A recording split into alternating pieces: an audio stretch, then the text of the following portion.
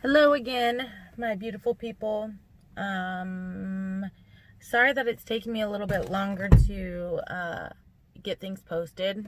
It's been really busy, and unfortunately, I have other things to do than to read and post. I have to take care of my daughter. I have a husband. I have lots of stuff I have to do. But you are a priority. I'm getting them posted. It's just not daily as much as I like. The editing takes a little bit of time. So, yeah. Anyway, I'm going to read chapter 11 of Eclipse. Here it is. Eclipse. Chapter 11. I can't read it. Legends. Yeah, that's what it is. So here we go. Legends. "Are you going to eat that hot dog?" Paul asked Jacob, his eyes locked on the last remnant of the huge meal the werewolves had consumed. Jacob leaned back against my knees and toyed with the hot dog he had spitted on a straightened wire hanger. The flames at the edge of the bonfire licked along its blistered skin. He heaved a sigh and patted his stomach. It was somehow still flat, though I'd lost count of how many hot dogs he'd eaten after his 10th. Not to mention the supersized bag of chips or the 2-liter bottle of root beer. "I guess," Jake said slowly. "I'm so full I'm about to puke, but I think I can force it down. I won't enjoy it at all, though," he sighed again sadly. Despite the fact that Paul had eaten at least as much as Jacob, he glowered and his hands balled into fists. "Sheesh," Jacob laughed. "Kidding, Paul. Here." He flipped the homemade skewer across the circle. I expected it to land hot dog first in the sand, but Paul caught it neatly on the right end without difficulty. Hanging out with no one but extremely dexterous people all the time was going to give me a complex.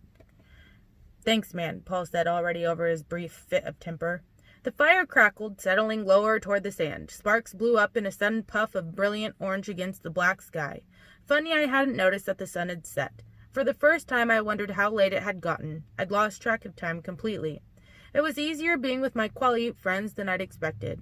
While Jacob and I had dropped off my bike at the garage, and he had admitted ruefully that the helmet was a good idea, that he should have thought of it himself, I'd started to worry about showing up with him at the bonfire, wondering if the werewolves would consider me a traitor now. Would they be angry with Jacob for inviting me? Would I ruin the party? But when Jacob had towed me out of the forest to the clifftop meeting place, where the fire already roared brighter than the cloud-obscured sun, it had all been very casual and light. "Hey, vampire girl," Embry had greeted me loudly. Quill had jumped up to give me a high five and kissed me on the cheek. Emily had squeezed my hand when we'd sat on the cool stone ground beside her and Sam. Other than a few teasing complaints, mostly by Paul, about keeping the bloodsucker stench downwind, I was treated like someone who belonged. It wasn't just kids in attendance either. Billy was here, his wheelchair stationed at what seemed the natural head of the circle. Beside him, on a folding lawn chair, looking quite brittle, was Quill's ancient, white-haired grandfather, Old Quill. Sue Clearwater, widow of Charlie's friend Harry, had a chair on his other side. Her 2 children, Leah and Seth, were also there, sitting on the ground like the rest of us. This surprised me, but all 3 were clearly in on the secret now. From the way Billy and Old Quill spoke to Sue, it sounded to me like she'd taken Harry's place on the council. Did that make her children automatic members of La Push's most secret society? I wondered how horrible it was for Leah to sit across the circle from Sam and Emily. Her lovely face betrayed no emotion, but she never looked away from the flames. Looking at the perfection of Leah's features, I couldn't help but compare them to Emily's ruined face. What did Leah think of Emily's scars, now that she knew the truth behind them? Did it seem like justice in her eyes? Little Seth Clearwater wasn't so little anymore. With his huge happy grin and his long gangly build, he reminded me very much of a younger Jacob. The resemblance made me smile and then sigh. Was Seth doomed to have his life change as drastically as the rest of these boys? Was that future why he and his family were allowed to be here? The whole pack was there. Sam with his Emily, Paul, Embry, Quill, and Jared with Kim, the girl he'd imprinted upon. My first impression of Kim was that she was a nice girl, a little shy and a little plain. She had a wide face, mostly cheekbones, with eyes too small to balance them out. Her nose and mouth were both too broad for traditional beauty. Her flat black hair was thin and wispy in the wind that never seemed to let up atop the cliff. That was my first impression, but after a few hours of watching Jared watch Kim, I could no longer find anything plain about the girl. The way he stared at her, it was like a blind man seeing the sun for the first time, like a collector finding an undiscovered Da Vinci, like a mother looking into the face of her newborn child.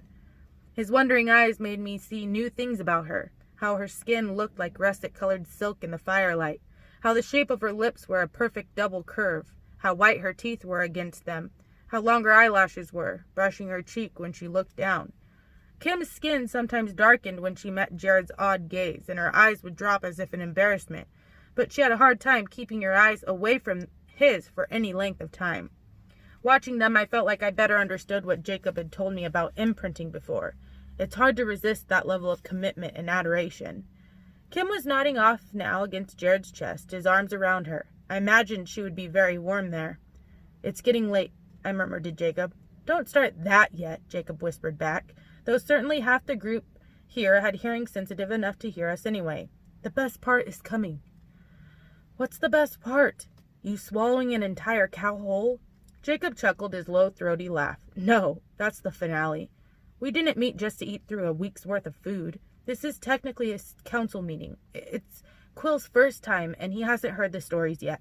Well, he's heard them, but this will be the first time he knows they're true. That tends to make a guy pay closer attention.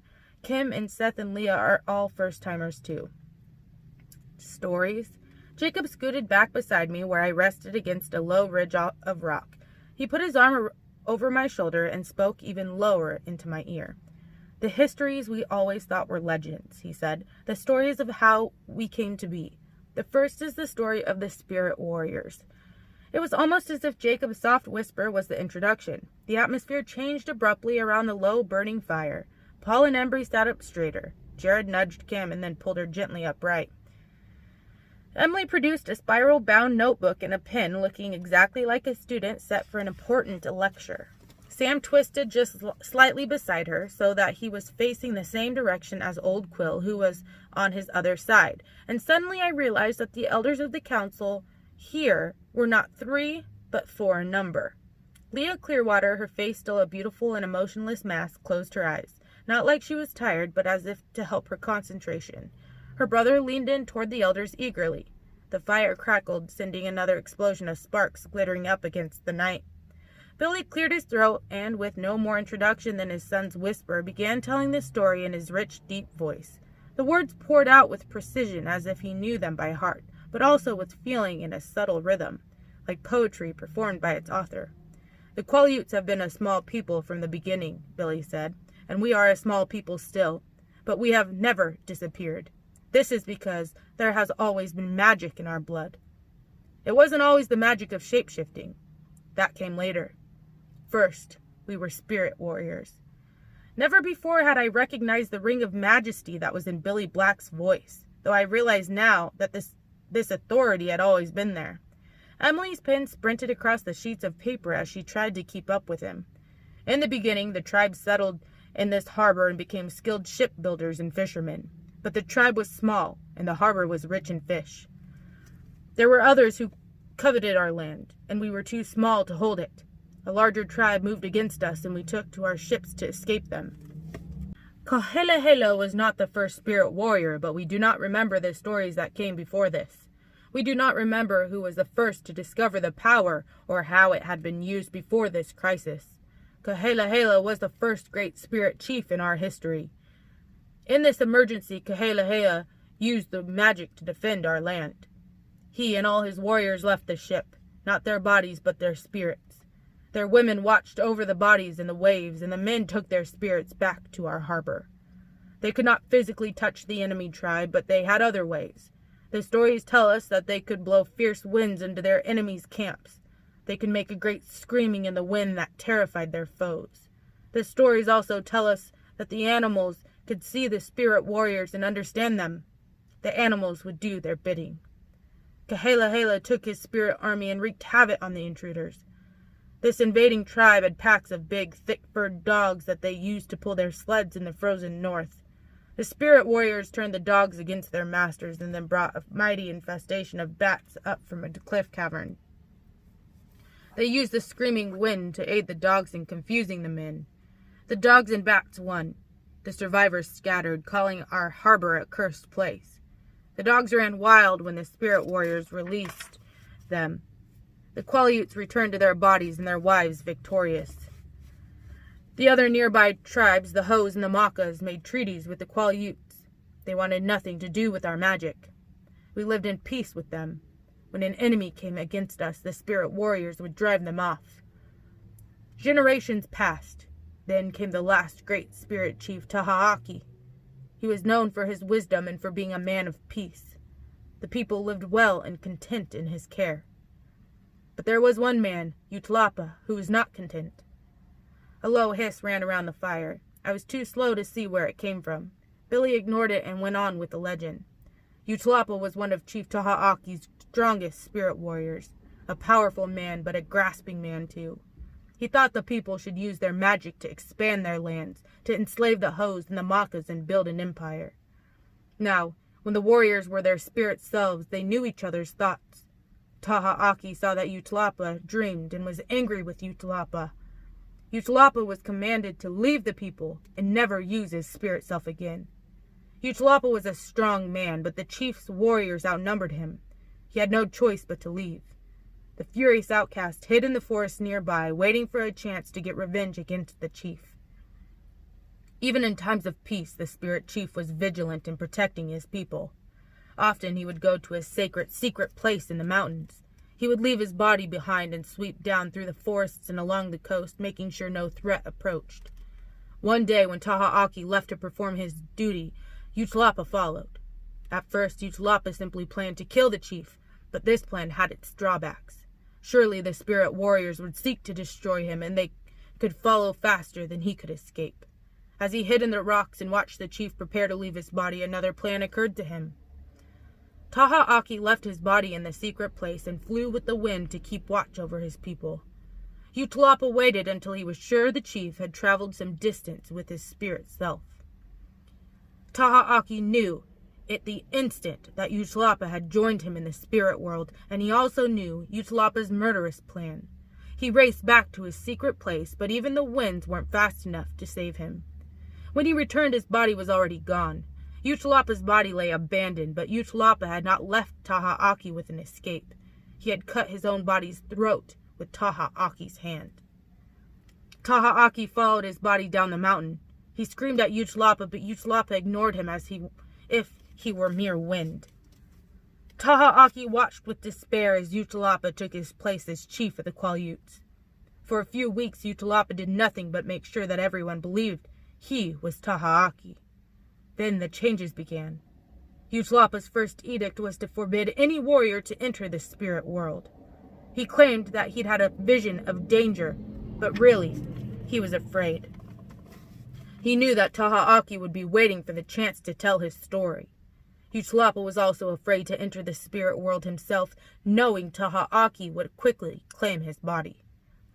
So his dreams of conquest with the spirit warrior army were impossible, and he sought to content himself with ruling over the tribe. He became a burden, seeking privileges that Taha Aki had never requested, refusing to work alongside his warriors, taking a young second wife and then a third, though Taha Aki's wife lived on. Something unheard of in the tribe. Taha Aki watched in helpless fury. Eventually, Taha Aki tried to kill his body to save the tribe from Utlapa's excesses. He brought a fierce wolf down from the mountains, but Utlapa hid behind his warriors. When the wolf killed a young man who was protecting the false chief, Taha Aki felt horrible grief. He ordered the wolf away. All the stories tell us that it was no easy thing to be a spirit warrior. It was more frightening than exhilarating to be freed from one's body. This is why they only use their magic in times of need. The chief's solitary journeys to keep watch were a burden and a sacrifice. Being bodiless was disorienting, uncomfortable, horrifying. Taha Aki had been away from his body for so long at this point that he was in agony. He felt he was doomed, never to cross over to the final land where his ancestors waited, stuck in this torturous nothingness forever. The great wolf followed Taha Aki's spirit as he twisted and writhed in agony through the woods. The wolf was very large for its kind and beautiful. Taha Aki was suddenly jealous of the dumb animal. At least it had a body. At least it had a life. Even life as an animal would be better than this horrible, empty consciousness. And then Taha Aki had the idea that changed us all. He asked the great wolf to make room for him, to share. The wolf complied. Taha Aki entered the wolf's body with relief and gratitude. It was not his human body, but it was better than the void of the spirit world. As one, the man and the wolf returned to the village on the harbor. The people ran in fear, shouting for the warriors to come. The warriors ran to meet the wolf with their spears. Utlapa, of course, stayed safely hidden. Taha Aki did not attack his warriors. He retreated slowly from them, speaking with his eyes and trying to yelp the songs of his people. The warriors began to realize that the wolf was no ordinary animal, that there was a spirit influencing it. One older warrior, a man named Yut, decided to disobey the false chief's order and try to communicate with the wolf. As soon as Yut crossed to the spirit world, Taha Aki left the wolf. The animal waited tamely for his return, to speak to him. Yut gathered the truth in an instant and welcomed his true chief home. At this time, Utlapa came to see if the wolf had been defeated. When he saw Yut lying lifeless on the ground, surrounded by protective warriors, he realized what was happening. He drew his knife and raced forward to kill Yut before he could return to his body. "Traitor!" he screamed, and the warrior did not know what to do. The chief had forbidden spirit journeys, and it was the chief's decision how to punish those who disobeyed. Yut jumped back into his body, but Utlapa had his knife at his throat and a hand covering his mouth. Taha Aki's body was strong, and Yut was weak with age. Yut could not say even one word to warn the others before Utlapa silenced him forever. Taha Aki watched as Yut's spirit slipped away to the final lands that were barred to Taha Aki for all eternity. He felt a great rage, more powerful than anything he'd felt before. He entered the big wolf again, meaning to rip Utlapa's throat out, but as he joined the wolf, the greatest magic happened. Taha Aki's anger was the anger of a man. The love he had for his people and the hatred he had for their oppressor were too vast for the wolf's body, too human. The wolf shuddered and, before the eyes of the shocked warriors in Utlapa, transformed into a man. The new man did not look like Taha Aki's body. He was far more glorious. He was the flesh interpretation of Taha Aki's spirit. The warriors recognized him at once, though, for they had flown with Taha Aki's spirit. Utlapa tried to run, but Taha Aki had the strength of the wolf in his new body. He caught the thief and crushed the spirit from him before he could jump out of the stolen body. The people rejoiced when they understood what had happened. Taha Aki quickly set everything right, working again with his people and giving the young wives back to their families. The only change he kept in place was the end of the spirit travels. He knew that it was too dangerous now that the idea of stealing a life was there. The spirit warriors were no more. From that point on, Taha Aki was more than either wolf or man. They called him Taha Aki, the Great Wolf, or Taha Aki, the Spirit Man. He led the tribe for many, many years, for he did not age. When danger threatened, he would resume his wolf self to fight or frighten the enemy. The people dwelt in peace. Taha Aki fathered many sons, and some of these found that, after they had reached the age of manhood, they too could transform into wolves. The wolves were all different because they were spirit wolves and reflected the man they were inside. "So that's why Sam is all black," Quill muttered under his breath, grinning. "Black heart, black fur." I was so involved in this story, it was a shock to come back to the present, to the circle around the dying fire. With another shock, I realized that the circle was made up of Taha Aki's great, to however many degrees, grandsons. The fire threw a volley of sparks into the sky, and they shivered and danced, making shapes that were almost decipherable. "And your chocolate fur reflects what?" Sam whispered back to Quill. "How sweet you are?" Billy ignored their jibes. Some of the sons became warriors with Taha Aki, and they no longer aged.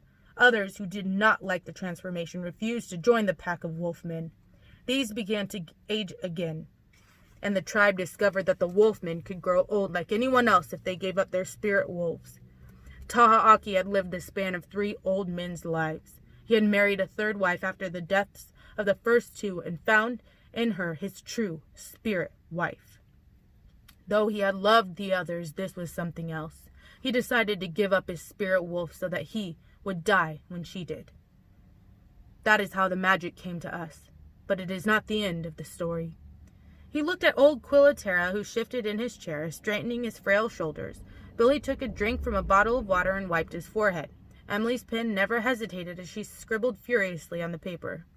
That was the story of the spirit warriors, old Quill began in a thin tenor voice. This is the story of the third wife's sacrifices. Many years after Taha Aki gave up his spirit wolf, when he was an old man, trouble began in the north with the Makas. Several young women of their tribe had disappeared, and they blamed it on the neighboring wolves, who they feared and mistrusted. The wolfmen could still read each other's thoughts while in their wolf forms, just like their ancestors had while in their spirit forms. They knew that none of their number was to blame. Taha Aki tried to pacify the Maka chief, but there was too much fear. Taha Aki did not want to have a war on his hands. He was no longer a warrior to lead his people. He charged his oldest wolf son, Tahawi, with finding the true culprit before hostilities began. Tahawi led the 5 other wolves in his pack on a search through the mountains looking for any evidence of the missing Makas. They came across something they had never encountered before. A strange, sweet scent in the forest that burned their noses to the point of pain. I shrank a little closer to Jacob's side. I saw the corner of his mouth twitch with humor and his arms tightened around me. They did not know what creature would leave such a scent, but they followed it, old Quill continued. His quivering voice did not have the majesty of Billy's, but it had a strange, fierce edge of urgency about it. My pulse jumped as his words came faster. They found faint traces of human scent and human blood along the trail. They were sure this was the enemy they were searching for. The journey took them so far north that Tahawi sent half the pack, the younger ones, back to the harbor to report to Taha Aki. Tahawi and his 2 brothers did not return. The younger brothers searched for their elders but found only silence. Taha Aki mourned for his sons. He wished to avenge his son's death, but he was old. He went to the Maka chief in his mourning clothes and told him everything that had happened. The Maka chief believed his grief and tensions ended between the tribes. A year later, 2 Maka maidens disappeared from their homes on the same night. The Makas called on the Quileute wolves at once, who found the same sweet stink all through the Maka village. The wolves went on the hunt again. Only one came back. He was Yahauta, the oldest son of Taha Aki's 3rd wife and the youngest in the pack. He brought something with him that had never been seen in all the days of the Quileutes, a strange, cold, stony corpse that he carried in pieces. All who were of Taha Aki's blood, even those who had never been wolves, could smell the piercing smell of the dead creature. This was the enemy of the Makas. Yahauta described what had happened. He and his brothers had found the creature, who looked like a man but was hard as a granite rock, with the 2 Maka daughters. One girl was already dead, white and bloodless on the ground. The other was in the creature's arms, his mouth at her throat. She may have been alive when they came upon the hideous scene, but the creature quickly snapped her neck and tossed her lifeless body to the ground when they approached. His white lips were covered in her blood, and his eyes glowed red. Yahauta described the fierce strength and speed of the creature. One of his brothers quickly became a victim when he underestimated that strength. The creature ripped him apart like a doll. Yahauta and his other brother were more weary. They worked together, coming at the creature from the sides, outmaneuvering it. They had to reach the very limits of their wolf's strength and speed, something that had never been tested before. The creature was hard as stone and cold as ice. They found that only their teeth could damage it. They began to rip small pieces of the creature apart while it fought them. But the creature learned quickly and soon was matching their maneuvers. It got its hands on Yahauta's brother. Yahauta found an opening on the creature's throat, and he lunged. His teeth tore the head off the creature, but the hands continued to mangle his brother. Yahauta ripped the creature into unrecognizable chunks, tearing pieces apart in a desperate attempt to save his brother.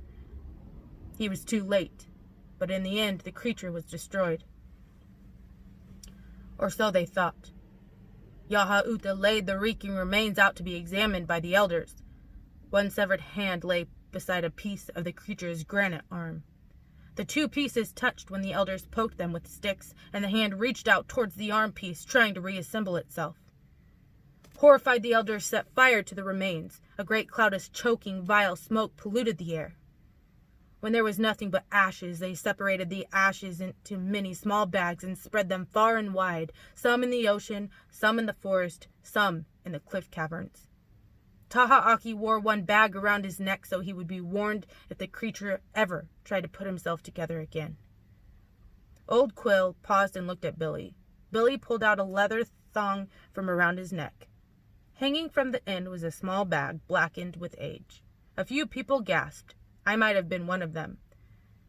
They called it the Cold One, the Blood Drinker, and lived in fear that it was not alone. They only had one wolf protector left, young Yaha-uta. They did not have long to wait. The creature had a mate, another blood drinker who came to the Quileute seeking revenge.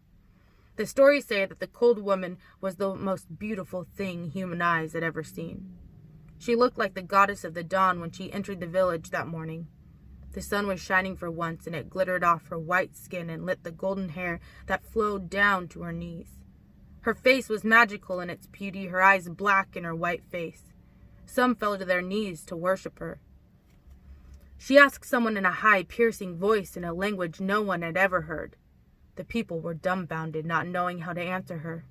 There was none of Taha Aki's blood among the witnesses but one small boy. He clung to his mother and screamed that the smell was hurting his nose. One of the elders on his way to council heard the boy and realized what had come among them. He yelled for the people to run. She killed him first. There were 20 witnesses to the Cold Woman's approach. 2 survived, only because she grew distracted by the blood and paused to sate her thirst. They ran to Taha Aki, who sat in council with the other elders, his sons, and his third wife. Yaha-uta transformed into his spirit wolf as soon as he heard the news. He went to destroy the blood drinker alone. Taha Aki, his third wife, his sons, and his elders followed behind him. At first they could not find the creature, only the evidence of her attack. Bodies lay broken, a few drained of blood, strewn across the road where she'd appeared. Then they heard the screams and hurried to the harbor. A handful of the Quileutes had run to the ships for refuge. She swam after them like a shark and broke the bow of their boat with their incredible strength. When the ship sank, she caught those trying to swim away and broke them too. She saw the great wolf on the shore, and she forgot the fleeing swimmers. She swam so fast she was a blur and came dripping and glorious to stand before Yaha-uta. She pointed at him with one white finger and asked another incomprehensible question. Yaha-uta waited. It was a close fight. She was not the warrior her mate had been. But Yaha-uta was alone. There was no one to distract her fury from him. When Yaha-uta lost, Taha Aki screamed in defiance. He limped forward and shifted into an ancient white-muzzled wolf. The wolf was old, but this was Taha Aki, the spirit man, and his rage made him strong. The fight began again. Taha Aki's third wife had just seen her son die before her. Now her husband fought, and she had no hope that he could win. She'd heard every word the witnesses to the slaughter had told the council. She'd heard the story of Yaha-uta's first victory and knew that his brother's diversion had saved him. The third wife grabbed a knife from the belt of one of the sons who stood beside her. They were all young sons, not yet men, and she knew they would die when their father failed. The third wife ran toward the Cold Woman with a dagger raised high. The Cold Woman smiled, barely distracted from her fight with the old wolf. She had no fear of the weak human woman or the knife that would not even scratch her skin, and she was about to deliver the death blow to Taha Aki. And then the third wife did something the Cold Woman did not expect. She fell to her knees at the blood drinker's feet and plunged the knife into her own heart. Blood spurted through the third wife's fingers and splashed against the Cold Woman. The blood drinker could not resist the lure of the fresh blood leaving the third wife's body. Instinctively, she turned to the dying woman, for 1 second entirely consumed by thirst. Taha Aki's teeth closed around her neck. That was not the end of the fight, but Taha Aki was not alone now. Watching their mother die, 2 young sons felt such rage that they sprang forth as their spirit wolves, though they were not yet men. With their father, they finished the creature. Taha Aki never rejoined the tribe. He never changed back to a man again. He lay for 1 day beside the body of the 3rd wife, growling whenever anyone tried to touch her, and then he went into the forest and never returned. Trouble with the Cold Ones was rare from that time on. Taha Aki's sons guarded the tribe until their sons were old enough to take their places. There were never more than 3 wolves at a time. It was enough. Occasionally a blood drinker would come through these lands, but they were taken by surprise, not expecting the wolves. Sometimes a wolf would die, but never were they disseminated again like that first time. They learned how to fight the Cold Ones, and they passed the knowledge on, wolf mind to wolf mind, spirit to spirit, father to son. Time passed, and the descendants of Taha Aki no longer became wolves when they reached manhood. Only in a great while, if a Cold One was near, would the wolves return. The Cold Ones always came in 1s and 2s, and the pack stayed small. A bigger coven came, and your own great-grandfathers prepared to fight them off. But the leader spoke to Ephraim Black as if he were a man and promised not to harm the Quileutes. His strange yellow eyes gave some proof to his claim that they were not the same as the other blood drinkers. The wolves were outnumbered. There was no need for the Cold Ones to offer a treaty when they could have won the fight. Ephraim accepted. They've stayed true to their side, though their presence does tend to draw in others. And their numbers have forced a larger pack than the tribe has ever seen, Old Quill said, and for 1 moment his black eyes, all but buried in the wrinkles of skin folded around them, seemed to rest on me. Except, of course, in Taha Aki's time. He said, and then he sighed.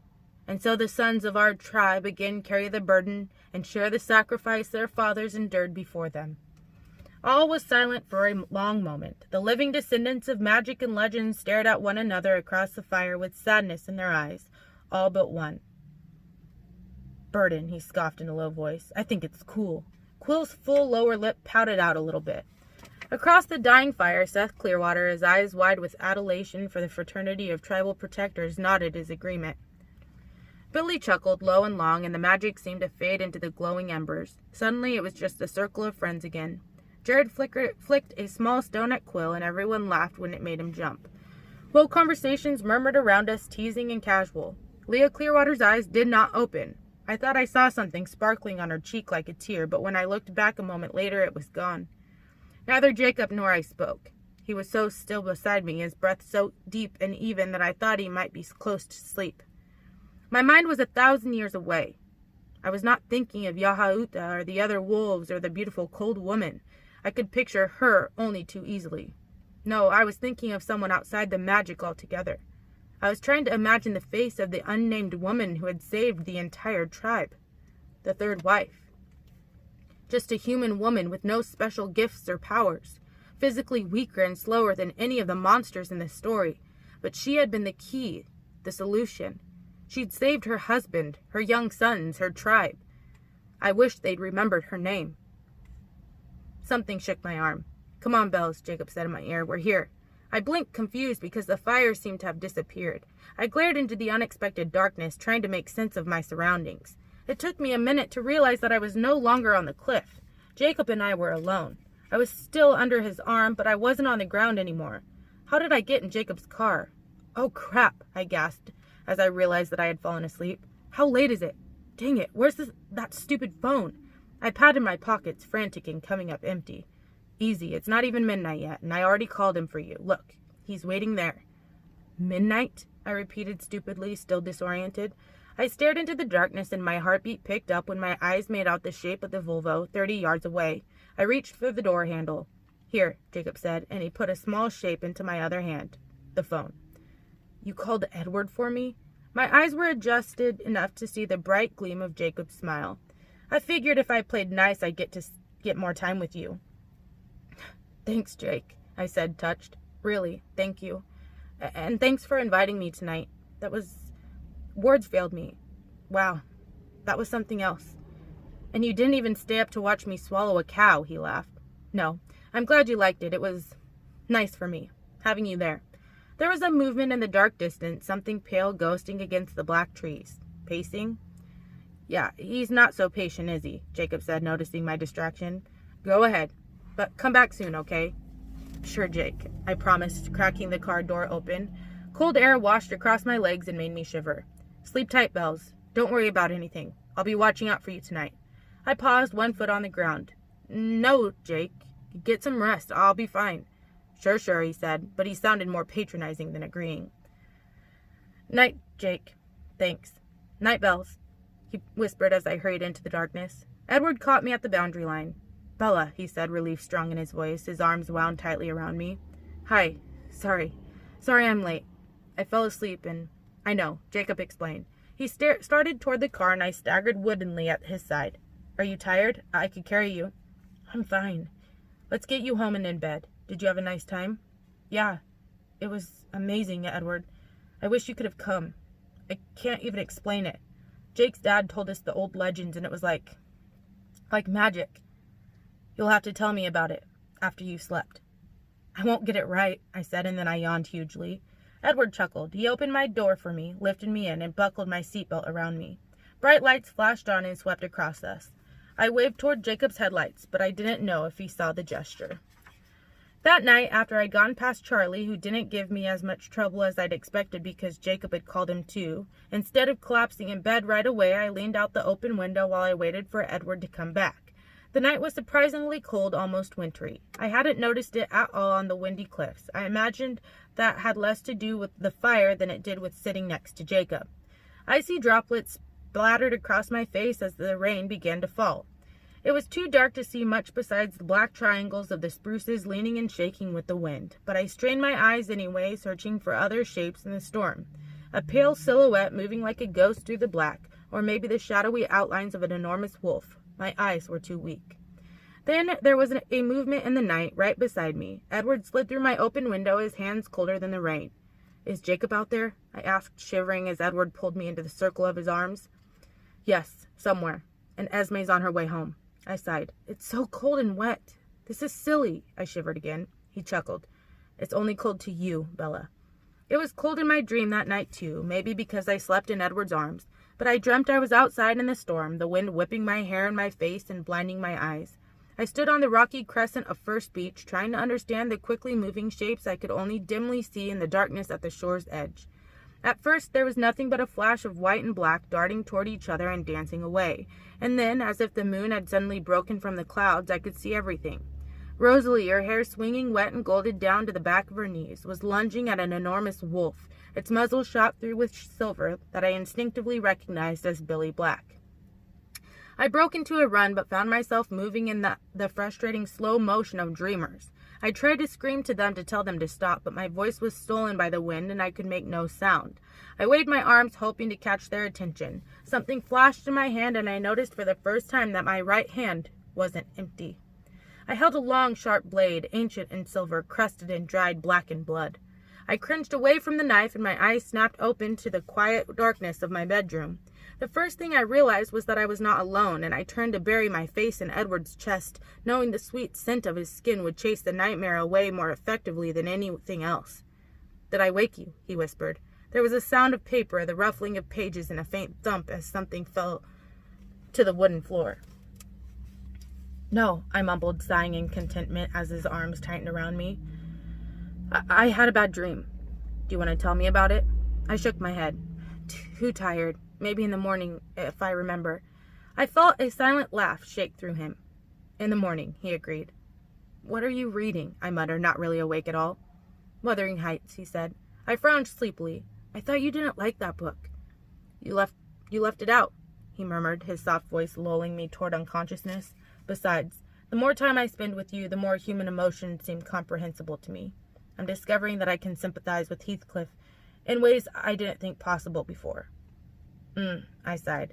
He said something else, something low, but I was already asleep. The next morning dawned pearl gray and still. Edward asked me about my dream, but I couldn't get a handle on it. I only remembered that I was cold and that I was glad he was there when I woke up. He kissed me long enough to get my pulse racing and then headed home to change and get his car. I dressed quickly, low on options. Whoever had ransacked my hamper had critically impaired my wardrobe. If it wasn't so frightening, it would be seriously annoying. As I was about to head down for breakfast, I noticed my battered copy of Wuthering Heights lying open on the floor where Edward had dropped it in the night, holding his place the way the damaged binding always held mine. I picked it up curiously, trying to remember what he'd said, something about feeling sympathy for Heathcliff, of all people. That couldn't be right. I must have dreamed that part. 3 words on the open page caught my eye, and I bent my head to read the paragraph more closely. It was Heathcliff speaking, and I knew the passage well. And there you see the distinction between our feelings. Had he been in my place and I in his, though I hated him with a hatred that turned my life to gall, I never would have raised a hand against him. You may look incredulous, if you please. I never would have banished him from her society as long as she desired his. The moment her regard ceased, I would have torn his heart out and drank his blood. But till then, if you don't believe me, you don't know me. Till then, I would have died by inches before I touched a single hair of his head. The 3 words that had caught my eye were drank his blood. I shuddered. Yes, surely I must have dreamt that Edward had said anything positive about Heathcliff. And this page was probably not the page he'd been reading. The book could have fallen open to any page.